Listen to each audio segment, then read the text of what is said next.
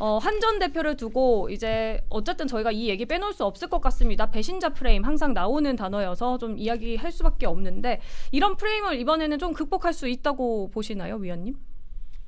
한동훈 대표가 지금까지 했던 행동들이 당에 너무나 큰 충격파를 던졌기 때문에 네.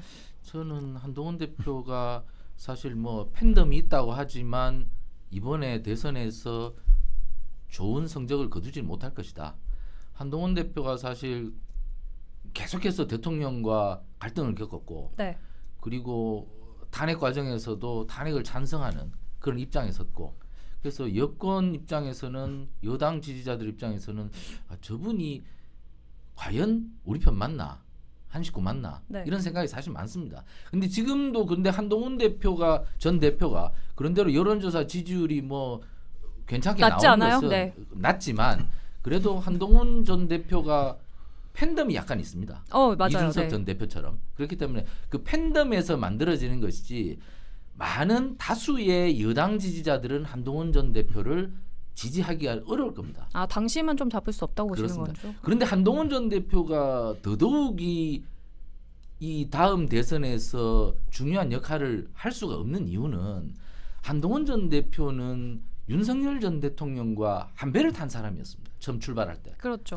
한 배를 탄 사람이 선장한테 뒤에 가서 선장을 밀치고 선장을 뭐 앞뒤로 당기고 선장이 운전을 잘 못하게끔 만들었습니다. 근데 한동훈 전 대표는 사실 법무부 장관 임용이 될 때 네. 기자실에서 탄성이 울려 나왔을 만큼 깜짝 인사했습니다.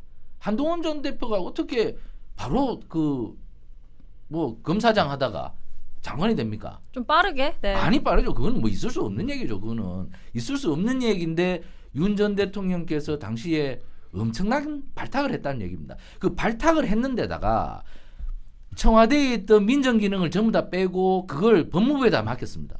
그만큼 법무부 장관에게 엄청나게 힘을 실어줘서 자기의 대통령이 될 수도 있다는 얘기가 그때부터 나왔습니다.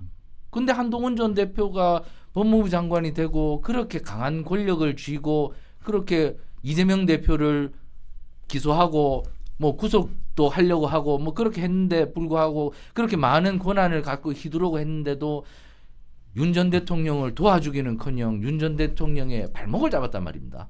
그렇기 때문에 오늘 윤 전 대통령이 이렇게 참혹한 상황에 처해 있는 것은 네. 한동훈 전 대표가 한 80% 이상 역할을 했다. 이렇게밖에 볼 수 없는데 한동훈 전 대표가 무슨 낯으로 여당 지지자들에게 저 다음 대선에서 대통령 한번 해보겠습니다.